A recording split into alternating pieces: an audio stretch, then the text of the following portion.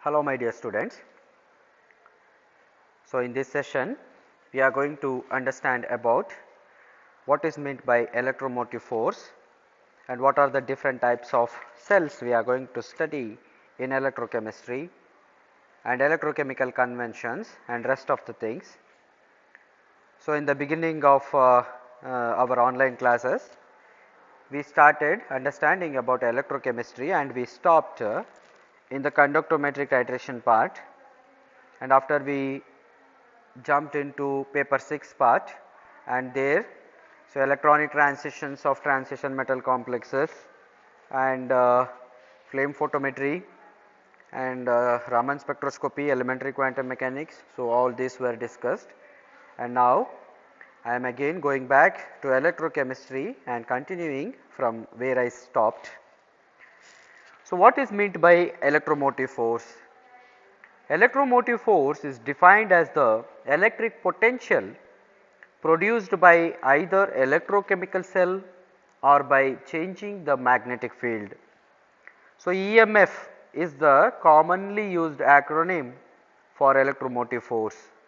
A generator or a battery is used for the conversion of energy from one form to another form. So, this is what is called as electromotive force.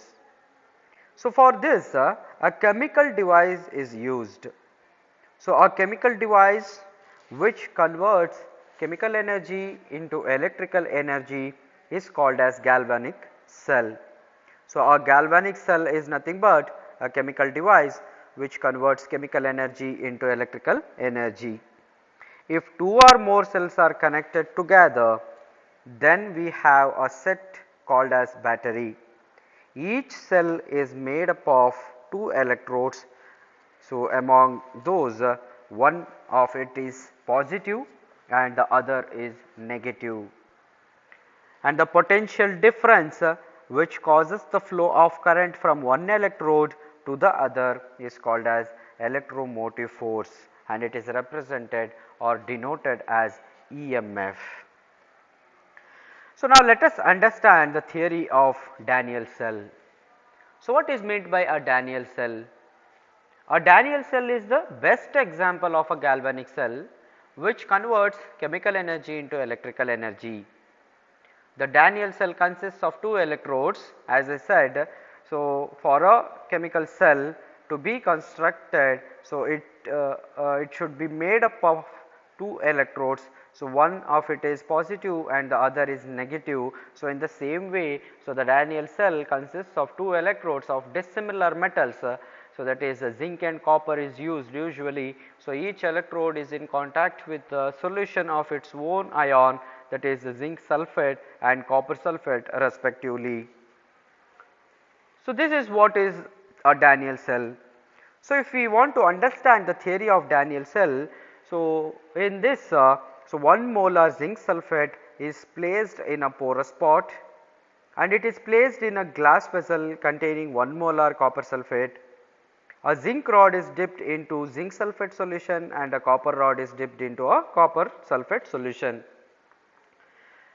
So, this is the typical setup of galvanic cell. As I said, it is designed to make use of the spontaneous reduction reaction between zinc and cupric ion to produce an electric current. So, as I said, this cell consists of a copper vessel in which saturated copper sulphate solution is filled, which act as a depolarizer and dilute H2SO4 filled with filled which acts as an electrode. An amalgamated zinc electrode is immersed in H2SO4, that is sulfuric acid. This rod acts as a negative electrode or cathode, we call it as cathode. Usually the negative electrodes are called as cathode. In copper vessels, there is a transparent layer all around just below the upper surface in which copper sulphate crystals are kept in contact with copper sulphate solution. Due to this, the solution always remains saturated.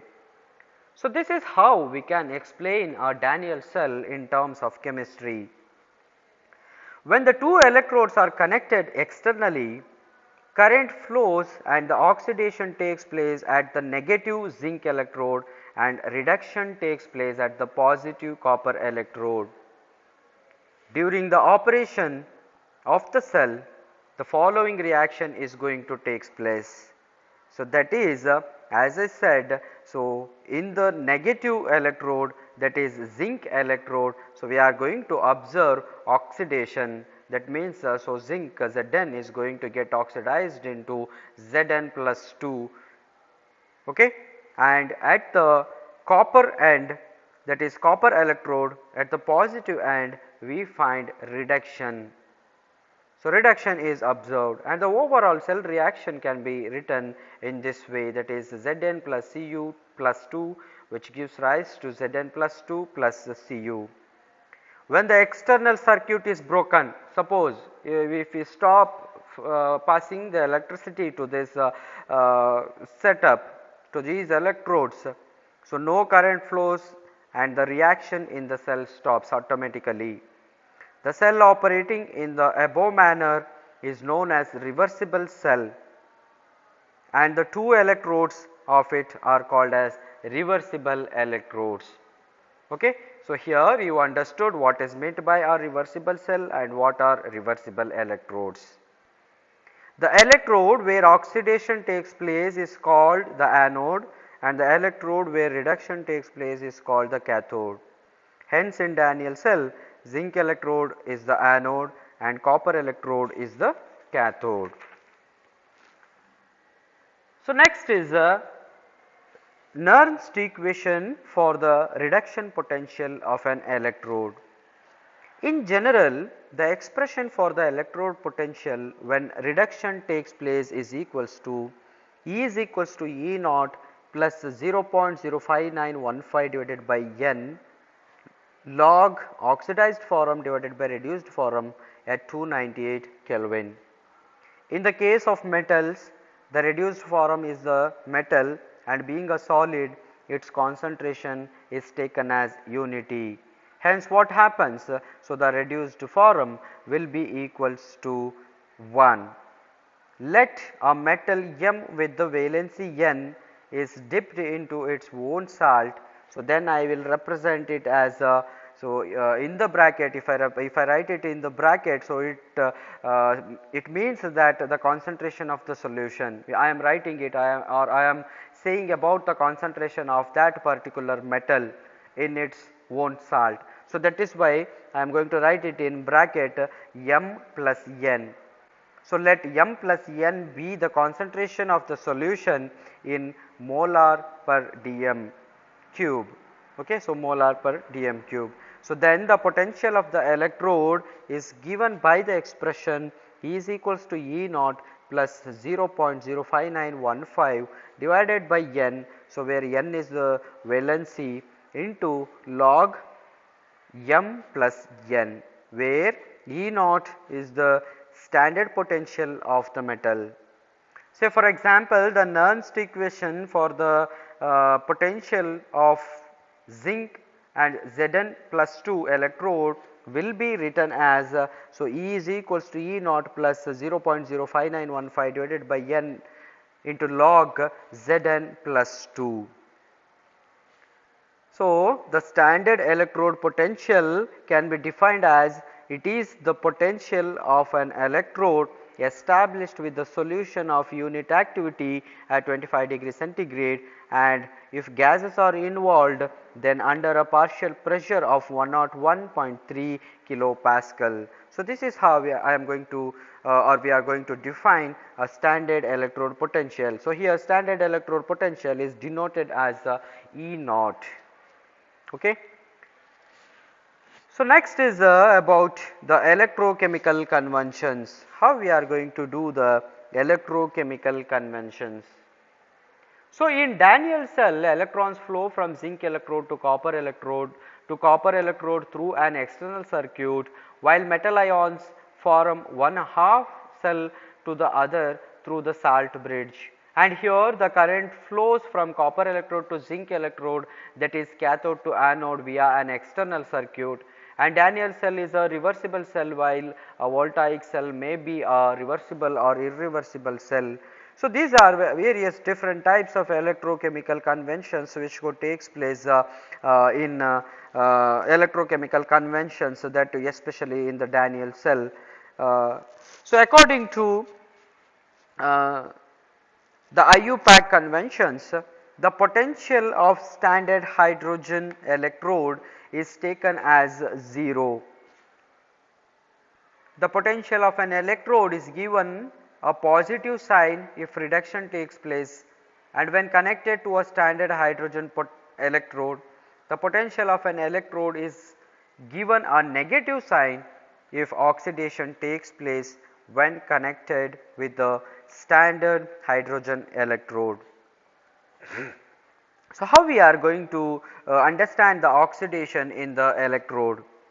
So, a metal M1 be dipped into its salt solution containing M1 plus N ions, and let the oxidation state or oxidation takes place at the electrode. So, the electrode reaction is so M1 gives rise to M1 plus N plus Ne minus, that means so N number of electrons it is going to lose, and thereby it is going to form M1 plus N. The above electrode, that is M1, which gives rise M1 plus N, is represented as M1. So, we are going to use 1 bar. Okay. So, we will write it like this M1, so 1 bar and M1 plus N. So, this is how we are going to write electrode. The vertical lines represent, that is this vertical line, so which we are going to write in between M1 and M1 plus N, it represents that the metal atoms and the ions are in different phases and are at equilibrium with each other, and let reduction takes place at the electrode M2. So, then we are going to write it as M2 plus N plus Ne minus, which gives rise to M2, and the electrode is represented as M2 plus N bar M2. Okay. So, how we are going to represent these cells?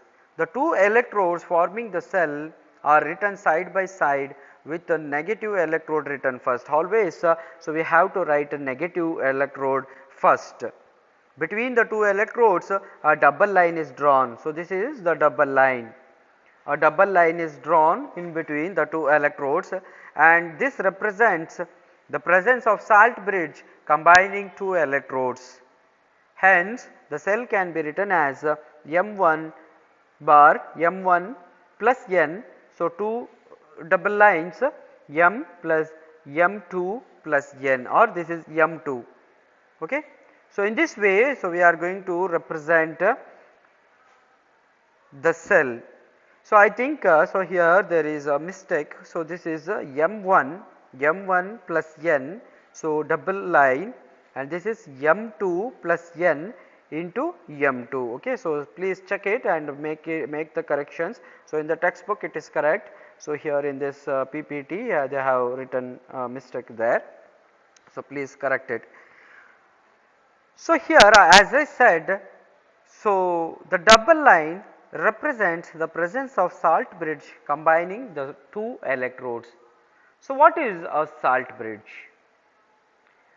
So, it maintains electrical neutrality in two compartments by allowing movement of anions towards anodic compartment and by allowing movement of anions towards anodic compartment and cations towards cathodic compartment.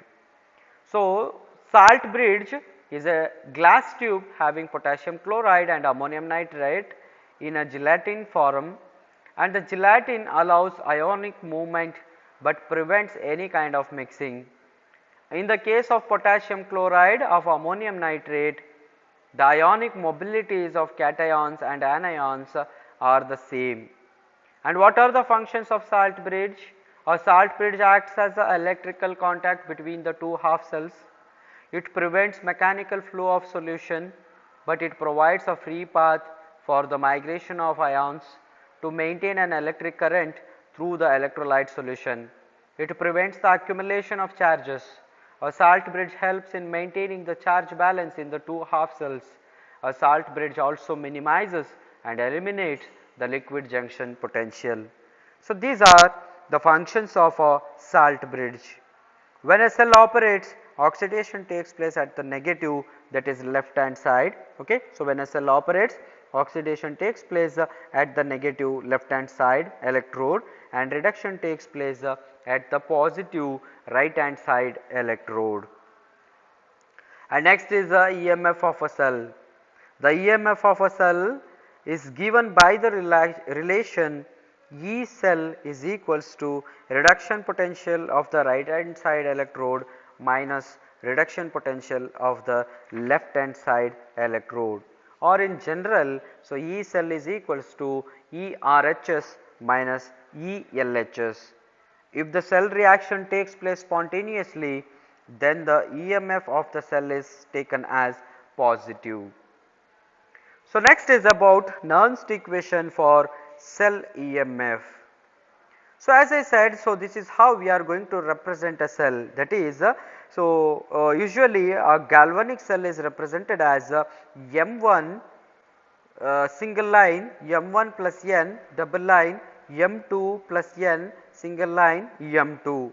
So, here concentration of this electrode is C1 and concentration of this electrode will be equal to C2. So, both these electrodes, so they combiningly form a cell.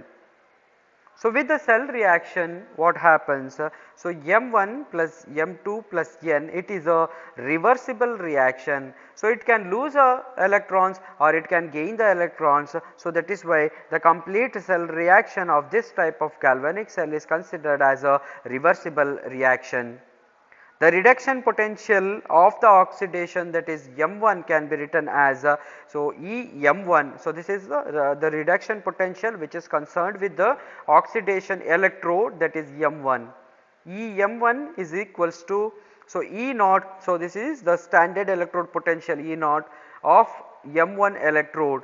So, E naught M1 plus 0.05915 divided by N into log M1 N plus. So, this is how the reduction potential of the oxidation electrode is represented. In the same way, the reduction potential of the reduction electrode, that is M2, is written as EM2 is equals to E naught M2 plus 0.05915 divided by N into log M2 N plus.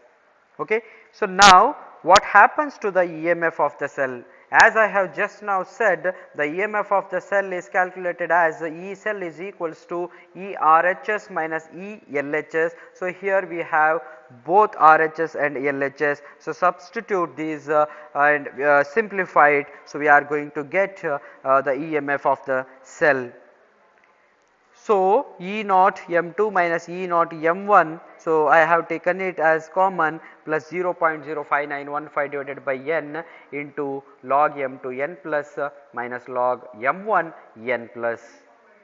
So, this can be written as so E naught cell. Okay. So, the difference between these two electrode can be considered as the difference of the cell. So, that is why E naught cell plus 0.05915 divided by N into log M2 N plus divided by M1 N plus. So, then what happens?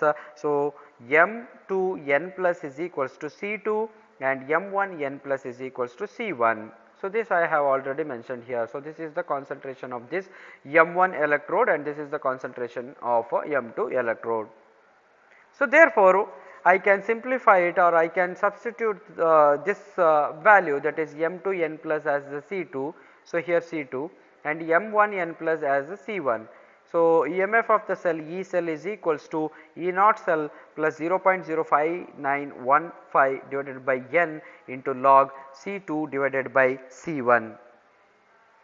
So, this is because the molar concentration of the oxidation and reduction electrodes are C1 and C2 respectively. So, therefore, I can write M2 N plus is equals to C2 and M1 N plus is equals to C1, and substituting in the above expression. So, I am going to get this form, that is E cell is equals to E naught cell plus 0.5915 divided by N into log C2 divided by C1.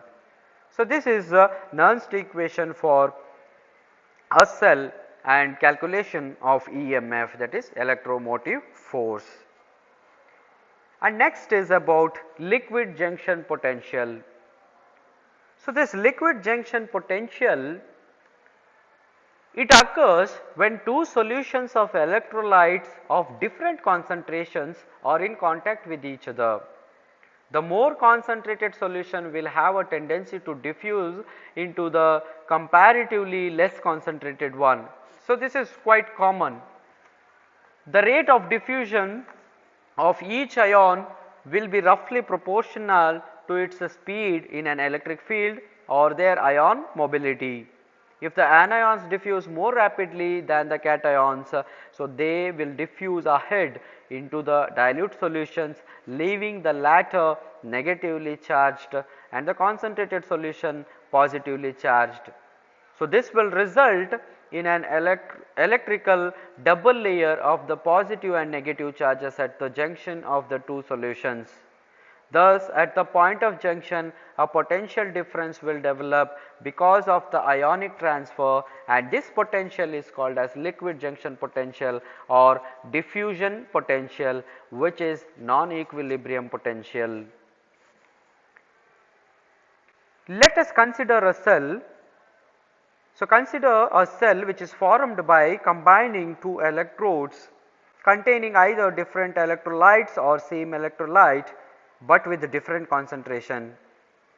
For example, so AgNO3 and AgNO3 Ag. So, here the concentration of C2 is greater than C1. A potential arises due to the diffusion of ions from a region of higher concentration to a region of lower concentration across the boundary. So, if the velocities are different, an electrical double layer is established across the junction. So, this potential differences, it arises due to the diffusion of ions from the region of higher concentration to the lower concentration. The potential of this double layer is called as liquid junction potential, and to understand the mechanism of liquid junction potential, so the above cell can be considered. So, this cell can be considered. So, because of the higher concentration of silver nitrate on the right hand side, it diffuses to the left hand side. Since silver nitrate is ionized, actually silver and nitrate ions diffuse separately. Velocity of nitrate ions is more than that of silver ions. So, more of nitrate ions across the junction and accumulate on the left hand side. This causes the formation of an electrically double layer at the junction as shown in the figure. Okay. So, the potential of this junction is the liquid junction potential. In experiments, this is eliminated connecting the two solutions by salt bridge. So, I explained what is meant by a salt bridge and what are the functions of salt bridge. So, how we are going to construct a salt bridge. So, here comes. So, in the last point of functions of salt bridge, I told that so salt bridge is used to reduce or minimize the liquid junction potential. So, here the liquid junction potential is eliminated by connecting the two solutions by a salt bridge containing a salt with the ions having same velocities. So, the double line represents a salt bridge here. So, here the double line what I have represented, so it represents a salt bridge. So, how we are going to prepare this? How we are going to prepare a salt bridge? So, usually some agar powder is added to water, then potassium chloride or ammonium nitrate is added and the solution is boiled and filled in a U tube, and the U tube is then cooled. On cooling it, the solution solidifies into a gel and this bridge is used to connect solutions. In potassium chloride or ammonium nitrate, the velocities of positive and negative ions are same. Hence, no electrical double layer is established and thus liquid junction potential is eliminated. So, this is all about liquid junction potential. and I am going to stop it here, and in my next class we will see what is meant by electrochemical series and what are the applications of electrochemical series. Okay. So, thank you dear students.